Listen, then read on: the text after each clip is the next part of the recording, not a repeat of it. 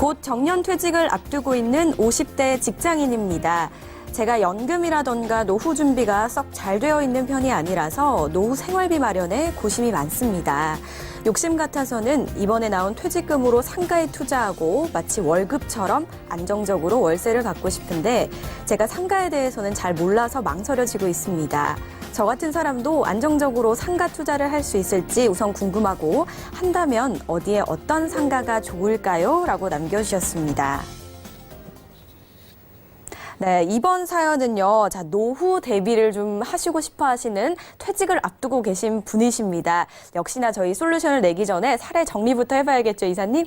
네, 정리 좀 해드리도록 하겠습니다. 자, 이분 같은 경우는 이제 정년퇴직을 앞둔 분이신데, 자, 아무래도 뭐 정년퇴직을 앞두니까 뭐 충분히 자산은 좀 모으셨을 수 있겠습니다만 미래가 조금 불투명하다 보니까 자, 노후 생활비 좀 대안을 마련하겠다라는 이제 취지가 좀 가장 강하시고요. 자, 이미 자산을 또 갖고 계신 이제 주택이 좀 있으실 겁니다. 자, 주택을 뭐 다운사이징 하든지 아니면 퇴직금, 새로 또 들어오는 자산, 자금을 가지고 한번 상가 투자 한번 해보겠다라는 이제 이런 의욕적이신 분이신데, 자, 예산 한 4억 정도 됩니다. 자, 그래서 제가 지금 솔루션을 좀 제시를 드리는데 한 두 가지로 좀 제안을 해드리려고 합니다. 하나는 상가, 진짜 상업용이 어렵다 하지만 상가 투자도 이 원칙을 좀 지키면 되는데 상가 투자 선정 원칙에 대한 얘기 하나 하고요. 지금 보니까 이제 초보자입니다. 이 상가가 됐던 부동산 투자의 초보자시기 때문에 이 초보자 투자를 하시는 분들, 이런 분들을 위한 또 솔루션 제안 드리도록 하겠습니다. 네, 초보자들이 귀 기울이면 아주 솔깃한 정보가 나오지 않을까 싶거든요. 자, 어떤 솔루션을 주실지 바로 만나보도록 할게요, 이사님. 네. 자, 일단 상가가 뭐 여러 가지 요인들이 좀 있습니다만 제가 항상 기준과 원칙, 특히 방향성에 대한 얘기를 좀 더 강조하는 사람입니다. 자, 그런데 자, 지금도 부동산 상품 중에 상업용, 그것도 제일 어렵다 하는 상가를 지금 투자를 지금 결심을 하시고 고민을 하고 계신 거기 때문에 자, 일단 기준부터 좀 말씀을 드리면 상가는요, 자, 첫 번째가 당연한 얘기입니다만 이 접근성이라고 해서 결국은 입지에 대한 장점을 놓고 보셔야 됩니다. 결론은 상가는 매출, 특히나 판매를 통해서 수익이 창출하는 바로 그러한 업점이기 때문에 결국은 접근성이 없으면 안 된다. 그러니까 결론은 사람이 많이 모일 수밖에 없는 그런 접근성. 두 번째는요, 자, 이런 접근성에 대비했을 때에도 자, 같은 건물 내에서도 상가 위치별 바로 매출 수준이 달라집니다. 결국은 고객이 어느 고객이 이 상가 바로 들어올 수밖에 없는 바로 이 고객 동선의 여부 꼭 따지셔야 되고요. 자, 세 번째는 자, 바로 이런 인구가 중요한데 자, 인구가 그냥 인구가 아닙니다. 자, 첫 번째는요. 유동인구라는 부분이 있고 고정인구라고 하는 부분이 있습니다. 자, 고정인구 같은 경우는 예를 들어서 상가 주변에 아파트가 됐던 인구가 고정적으로 거주를 하면서 있는, 그런데 유동인구 같은 경우에는 뭐 교통이 좋거나 또 업무지구가 있어서 사람들이 근무할 때나 또 교통을 이용할 때 많이 상승할 수밖에 없는 바로 이러한 배우 수요가 충족이 되는 곳, 바로 이런 세 가지 큰 타이틀로 검토, 바로 이런 기준으로 선정하셔야 된다는 걸 첫 번째로 얘기를 드리겠고요. 자, 두 번째는 자, 상가도요. 일반적으로 그냥 매출 나오는 상가 이렇게 보시면 안 됩니다. 여기서 가장 우수한 상가라는 얘기는 바로 안정적이면서 중장기적으로 시간이 좀 더 오랫동안 임대 수익이 나올 수 있는 상가가 우수한 상가인데 바로 그런 기준으로 보면 자, 첫 번째 임대 형성이 아주 많은, 결과적으로 단기로 상가들이 바뀌는 곳이 아닌 중장기적으로 가면서도 업점 형성이 되어 있는 곳. 자, 두 번째는 당연한 얘기입니다.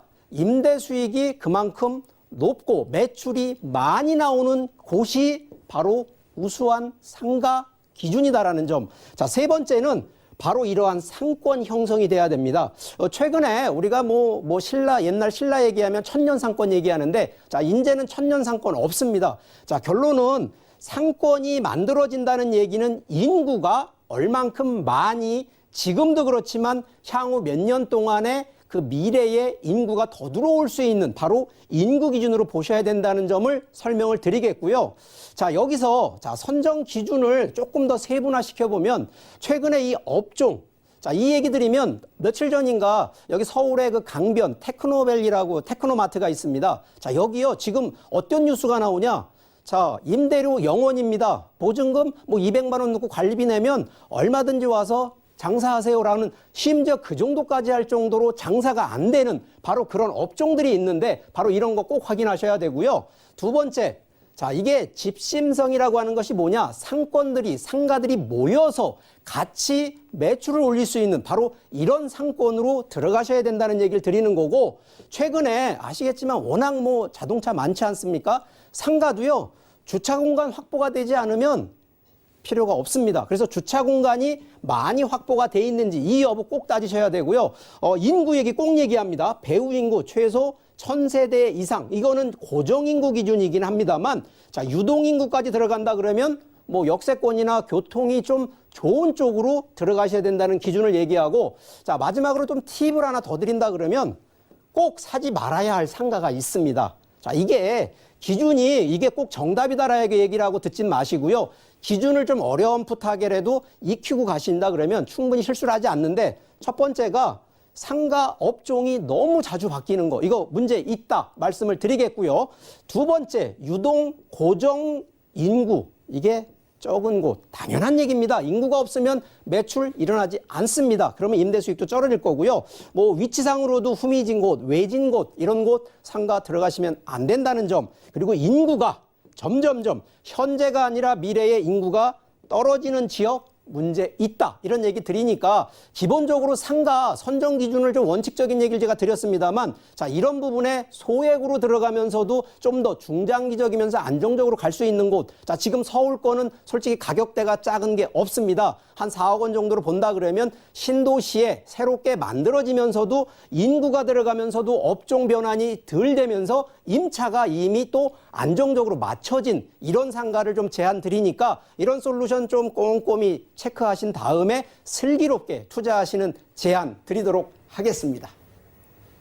자, 우리 이사님의 솔루션은 짧은 시간 안에 아주 알짜 강의를 좀 듣는 느낌이에요. 여러분들 좀 메모해 놓으시면 좋을 것 같습니다. 상가에 대한 웬만한 가이드라인은 다 나온 것 같습니다. 우선 상가부터 조심해야 될 상가까지 모두 만나보셨으니까 참고해 보시고요.